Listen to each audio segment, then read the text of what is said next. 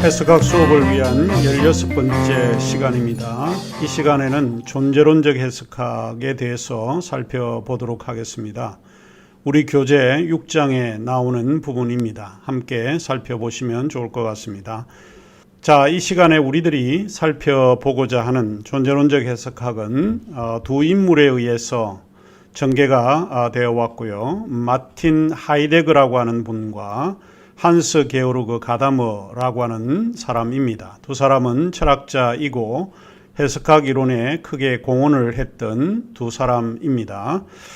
이들이 주장한 해석학 이론은 우리가 보통 부를 때에 존재론적 해석학이라고 말을 하고 있습니다. 일단 존재론이라는 말을 우리가 듣게 되면 공부를 하고 싶지 않은 이런 생각이 들 수도 있습니다. 왜냐하면 상당히 학문적이고 또 사변적인 어떤 내용을 포함하고 있지 않을까라고 하는 두려움이 있기 때문에 존재론이라고 하는 철학적인 이런 개념을 듣게 되면 이제 수업이 재미가 없구나라고 하는 생각을 가지게 될 것 같습니다. 자, 그러면 일단 존재론이라고 하는 이 말의 의미를 먼저 이해하는 것이 좀 필요하지 않을까 생각을 합니다. 철학을 배우거나 입문을 하게 되면 사람들은 존재론 혹은 존재론적이라고 하는 이런 용어를 빈번하게 듣게 되고 또 학문을 하는 사람들은 이와 같은 용어를 자연스럽게 사용을 하고 있습니다. 그렇기 때문에 우리는 이 용어를 정리할 필요가 있지 않을까 생각을 합니다. 존재론이라고 하는 말은 단순히 있다, 우리 영어의 is에 해당이 되는 말입니다. 거기에 책상이 있다, 노트북이 있다, 거기에 스마트폰이 놓여 있다, 책상 위에 볼펜들이 놓여 있다 라고 사용을 하는 그런 일상적인 그런 의미로 이해해 볼 수 있습니다. 그런데 이 존재의 의미가 해석학 이론에서는 텍스트가 있다거나 저자가 존재한다 라고 하는 의미로 사용되는 것이 아닙니다. 하나 기억을 해야 되는 것은 독자가 있다 라고 하는 그런 의미에서 존재론적 해석학이다 라고 이야기를 합니다. 그럼 왜 그런 말이 사용을 했느냐 라고 하는 이야기인데, 왜냐하면 해석이 객관적으로 이해되기 위해서는 두 가지가 필요했죠. 텍스트, 즉 본문이라고 하는 것이 필요했고 또 하나는 저자가 굉장히 중요했습니다. 독자가 개입이 되면 자의적인 해석이나 주관적인 해석이 개입이 되어서 객관적인 이해에 방해가 될 수 있기 때문에 독자를 오랫동안 배제해 왔다라고 보는 것입니다. 그런데 우연히 우리가 생각을 해볼 때 하나의 이해에 도달하기 위해서 독자가 거기에 존재하고 있구나라고 하는 것을 깨닫게 되었다라고 하는 것입니다. 왜냐하면 해석이라고 할 때 그 해석은 독자가 없이는 존재할 수 없다라고 하는 것을 알게 되었기 때문에 그렇다라고 보는 것이죠. 이제까지는 해석 이론에서 독자가 해석에 지대한 영향을 미친다라고 하는 것을 기대할 수 없었다고 생각을 해볼 수 있는 것입니다. 다시 말하면 독자는 기대할 수 없는 이해의 요소였기 때문에 그랬습니다. 그런데 알고 보니까 독자가 거기에 있다는 것을 알게 되면서 독자가 거기에 존재하고 있고 그리고 이해의 구성에서 독자가 상당히 중요한 역할을 하고 있구나 라고 하는 것을 알게 되었다라고 하는 사실입니다. 그래서 독자가 존재한다는 이 사실에서 존재론적 해석학이라고 부르고 있습니다. 간단하게 정리를 하자면 존재론적 해석학이라고 할 때 그것은 독자를 이해의 구성에서 결정적인 역할을 이해하게 되었다라고 하는 것으로 받아들이면 될 듯 싶습니다. 자, 그러면 이제 존재론적 해석학에서 우리 두 사람이 결정적이라고 말씀을 드렸는데 하이데거와 가다머라고 하는 두 철학자입니다. 먼저 우리가 하이데거와 그의 철학적 개념들을 살펴보는 것이 필요할 듯합니다. 우리의 교재 그까 있게 해석학 폼나게 풀어보자 라고 하는 책의 6장인데 페이지는 213쪽에서 시작을 하고 있고 하이데거에 관한 그 부분은 페이지 214쪽에서 시작을 하고 있습니다. 밑에서 네 번째 줄부터 시작을 하고 있습니다.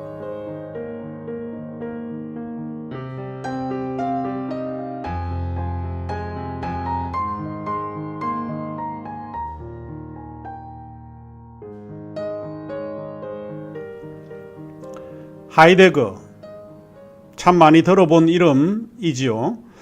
그리고 대학원에서 여러 교수님들이 사용하는 교재를 읽다 보면 인덱스라고 하는 곳에 보면 마틴 하이데거가 반드시 등장을 하는데 자주 등장하고 인용이 된다라고 하는 것을 알게 될 것입니다. 그만큼 학문의 영역에서 우리가 들어서게 되면 하이데거라고 하는 인물이 자주 거론이 되는 사람입니다. 그의 사상이 많게는 다소 길게 아니면 그의 문장들이 빈번하게 인용이 되기도 합니다. 그러면 하이데거의 생애에 대해서 잠시 언급을 하도록 하겠습니다. 하이데거는 1889년 남부 독일의 메스키르히에서 출생을 했습니다. 그가 태어난 메스키르히는 대다수가 카톨릭 신자들로 구성이 된 지역이었고 매우 보수적인 그런 환경이었다고 합니다. 그러면서 유대주의의 정서에 반감을 가지고 있었다고 합니다. 이것이 마틴 하이데거에 영향을 미쳤는지는 모르지만 나치에 동조했던 하이데거를 보게 되면 아마 어릴 때부터 이런 정서가 깔려 있지 않았을까 하는 생각을 가지게 됩니다. 하이데거의 어린 시절은 경제적으로 상당히 어려웠던 것 같습니다. 하이데거의 아버지는 성 마르틴 성당에서 문지기로 일을 하면서 오늘날로 이야기를 하자면 교회의 사찰 집사와 같은 그런 역할을 하면서 생계를 유지했다고 알려지고 있습니다. 당시 성 마르틴 성당의 주교는 가톨릭 교회에서 운영을 하고 있는 고등학교 교장이었기 때문에 마르틴 하이데거는 가톨릭 그 교회의 도움으로 장학금을 받아서 학교를 다니게 되었습니다. 고등학교 때에 공부를 썩 잘해서 교회에서 진학의 기회를 아마 열어 주었던 것 같습니다. 그런데 장학금을 받는 조건이 하이데거가 가톨릭 사제가 되는 조건이었다고 합니다. 하지만 그가 가톨릭 사제가 되기 위해서는 가톨릭 대학교인 예수회에 들어가게 되었는데 1년 정도를 다니고는 그만두었는데 이유는 그곳에서 그가 적합하지 않다라고 하는 판정을 받았기 때문입니다. 그가 적합한 판정을 받지 못하는 이유는 몸이 허약했기 때문이었다고 합니다.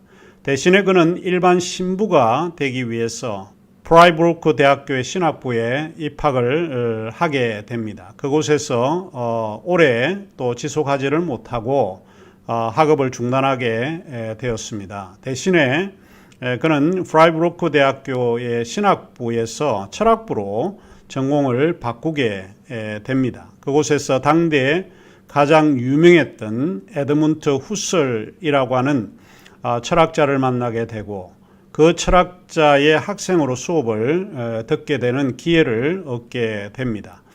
하이데거는 이제 후설에 매료되어서 현상학을 배우게 됩니다. 나중에 하이데거는 후설의 그 현상학을 실존주의적 입장에서 해석을 다시 하게 됩니다. 아무튼 하이데거는 인생에서 57권이라고 하는 방대한 저수를 남긴 철학자입니다. 그 내용으로 보자라고 하면 신학이나 철학, 현상학, 언어학 등 다양한 관심을 보였던 것이 사실이고 하이데거는 신학에서도 상당히 중요한 역할을 했을 뿐만 아니고 성서 이해에서 그의 개념이 요긴하게 사용되었던 것 같습니다. 특별히 하이데거는 신학자였던 불투만에게 영향을 지대하게 미쳤던 인물이고 불투만의 사상에 하이데거의 영향력은 무시할 수 없을 정도였다고 합니다. 간단히 말을 하면 불투만의 성서 이해는 하이데거의 사상을 통해서 설명되었다라고 보면 될 것 같습니다. 물투마는 기본적인 생각은 그렇습니다. 성서 이해를 하는 데 있어서 성서는 질문하지 않으면 대답하지 않는다라고 보는 것입니다. 성서는 있는 그대로 우리에게 무언가 이야기하는 것이 아니라 우리의 주어진 실존적 삶 속에서 무언가 질문을 가지고 텍스트에 들어가게 되면 텍스트는 여러 가지 대답을 우리에게 제공해 준다라고 하는 기본적인 생각을 불트만은 가지고 있었습니다. 이러한 불트만의 성서 이해가 그러면 어디서 왔을까? 그것은 바로 하이데거가 가지고 있는 철학적 사유에서 유래되었다라고 이해하시면 될 것 같습니다. 하이데거의 철학적 사유에서 불트만은 출발을 하고 있기 때문에 그의 성서 이해가 한층 더 보다 풍부해졌다라고 생각해 볼 수 있습니다. 자, 그러면 하이데거의 존재론적 해석학이 무엇인지 우리가 살펴보도록 하겠습니다.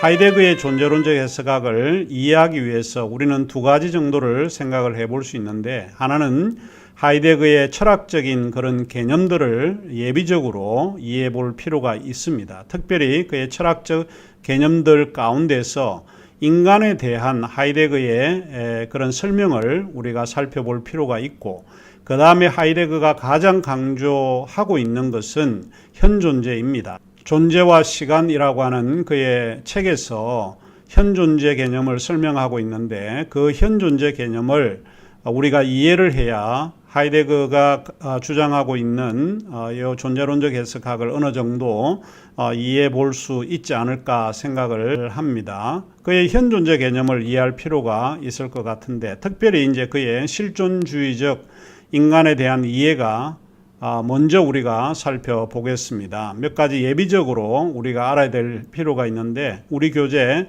216쪽에 나와 있습니다. 간단하게 몇 가지 개념들을 좀 소개해 드리겠습니다. 인간을 이해하지 않고는 존재론적 해석학을 이해하는 것은 좀 불가능하지 않을까 생각을 합니다. 한 네 가지 정도를 가지고 좀 설명을 하자면, 첫째로 하이데거는 인간을 탈존재로 이해합니다.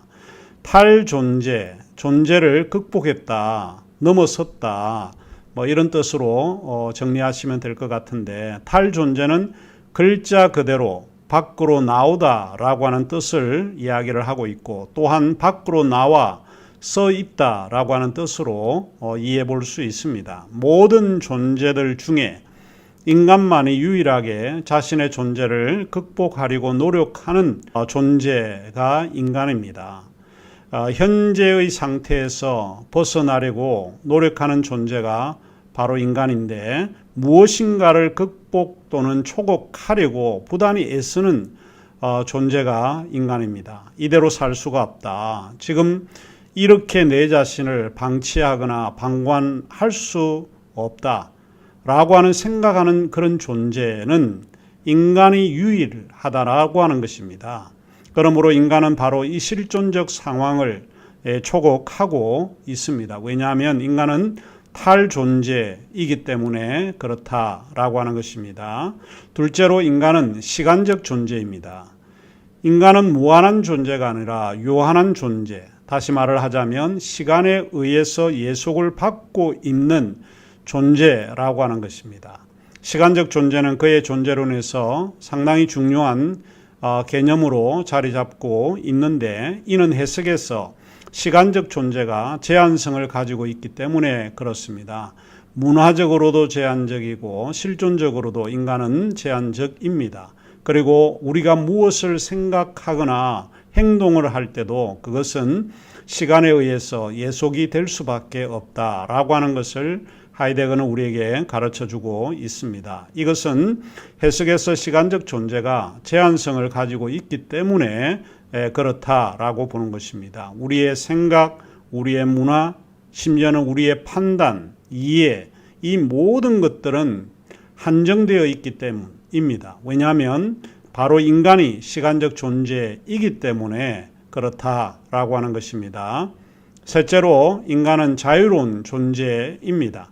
인간은 자유합니다. 무엇을 할 것인지, 어떤 삶을 우리가 경영하면서 살아가야 될 것인지 인간은 스스로 선택하면서 살아가는 존재입니다. 미래는 열려 있고 우리가 무엇을 선택하는가에 따라서 미래가 달라질 수 있고 다른 어떤 의미가 되어질 수 있다라고 하는 것입니다. 인간은 자유롭게 선택하고 결정하는 그런 존재입니다.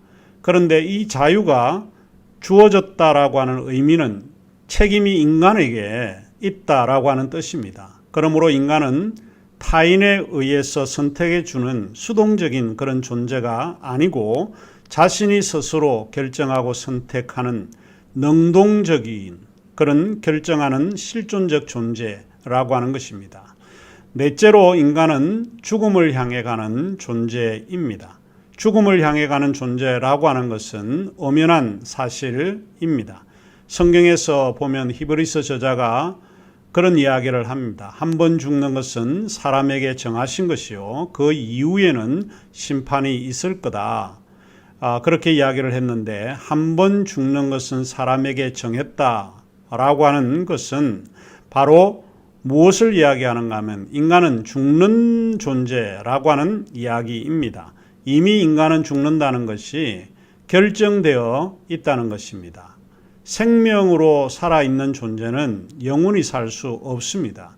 반드시 죽는다라고 하는 것입니다. 그래서 인간은 죽음을 의식하면서 살아가는 존재입니다. 죽음은 피할 수 없습니다. 죽음은 누구에게나 오는 필연적인 그런 현상입니다. 마음씨가 좋은 사람에게도 필연적으로 죽음이라고 하는 것이 임하고 악한 사람에게도 죽음은 필연적이다 라고 보는 것이고 잘생긴 사람에게도 죽음이라고 하는 것은 반드시 오는 것이고 못생긴 사람도 남녀노소를 막론하고 죽음은 필연적이고 언젠가 반드시 오는 현상입니다. 그래서 인간의 실존적 경험은 이 죽음의 엄연한 현실로 인해서 제한적임을 가르쳐 주는 것입니다. 이제 우리는 하이데거의 존재론적 해석학을 반드시 알아야 하는 또 하나의 개념이 있는데 그 개념이 현존재입니다. 현존재는 해석의 정초를 구성하는 개념입니다. 존재론적 해석학은 우리 앞에서 이야기를 했듯이 독자가 중요하다라고 말씀했습니다. 그런데 그 독자는 인간이라고 하는 이야기입니다.